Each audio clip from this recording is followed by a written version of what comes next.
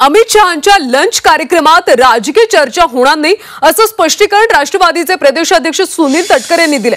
रायगड पालकमंत्री पदाची चर्चा होणार नाही असं तटकरे म्हणाले। त्यामुळे आता रायगड पालकमंत्री पदाचा तिढा कधी सुटणार आणि आज सुटणार का हे पाहणं महत्त्वाचं आहे।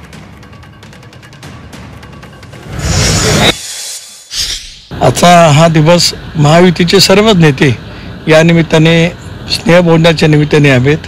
आदरणीय अमित भाईंचा आपण जे का आदर करतो त्या स्वागताच्या निमित्ताने हवेत, ही एवढीच भावना आहे। पालकमंत्री विषय आज असण्याचं काही कारण नाही, ज्या वेळेला येईल त्यावेळेला येईल, त्या संदर्भात काही आज म्हणजे राजकीय चर्चाच नाही। गृहमंत्री आहे, त्यांच्याकडे लष्कराचं हेलिकॉप्टर आहे बरं का।